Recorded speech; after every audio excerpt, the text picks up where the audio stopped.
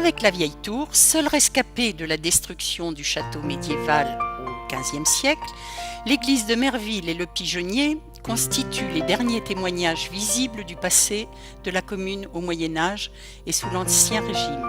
La pierre de Caen y est omniprésente. L'église, placée sous l'invocation de Saint-Germain l'Auxerrois, date du XIIe siècle. De cette époque, elle a conservé des vestiges caractéristiques de la Normandie romane. Des deux côtés de la nef, modillons sous la corniche et murs appareillés en arêtes de poisson, à nouveau mis en valeur après avoir disparu sous un épais enduit de plâtre au XIXe siècle. Comme à Salnelles, le pignon occidental est surmonté d'un campanile du XVIIIe siècle qui abrite deux cloches. La plus ancienne date de 1761. Elle compte parmi les plus vieilles cloches du Calvados. La seconde fut baptisée Charlotte Marine par M. Gaston Legris et Mme Renée Cornet en 1923. Au XVe siècle, l'église avait déjà subi une première vague de modifications importantes suite aux dégâts causés par la destruction du château voisin. Deux lavabos de messe et plusieurs fenêtres ogivales remontent à cette époque.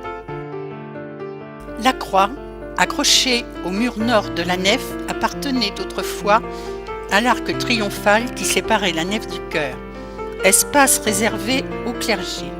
Au bas de cette croix, on aperçoit un serpent qui mord un fruit, référence au péché originel d'Adam et Ève, annonçant symboliquement la rédemption. Derrière l'autel principal, le tableau appartenant à un ensemble appelé rétable représente Saint-Germain et Saint-Loup en partance pour la Grande-Bretagne en 429. À cette occasion, Saint-Germain rencontre pour la première fois la petite Geneviève de Paris, future sainte patronne. L'époque contemporaine a également imprimé sa marque. Les fonts baptismaux en marbre rose datent du XXe siècle. Le chemin de croix a été offert par différentes familles de Merville. Plus récemment, grâce aux donateurs qui ont répondu à la souscription lancée en 2009, les travaux entrepris ont déjà grandement contribué à la mise en valeur de l'édifice. À l'est de l'église, le colombier ou pigeonnier a été sauvé de la ruine par son actuel propriétaire. Il est couronné d'une amorce de voûte largement ouverte. La date de sa construction reste incertaine. Selon la coutume de Normandie, la possession d'un colombier était réservée au seigneur d'un fief de Aubert, c'est-à-dire devant donner un chevalier au roi. L'espace intérieur était divisé en nichoirs appelés boulins, ici au nombre de 1180.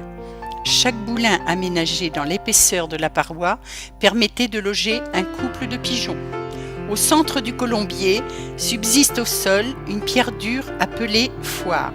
Cette pierre, percée d'un trou, servait à recevoir l'extrémité en fer de l'axe d'une échelle tournante, simple ou double, qui permettait d'accéder au boulin, d'effectuer le nettoyage des nids, ainsi que le prélèvement des pigeonneaux et des œufs.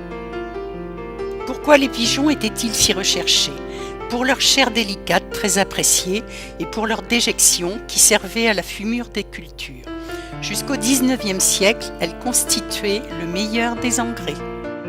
Au XVIIe siècle, on estimait à plus de 40 000 le nombre de pigeonniers en France.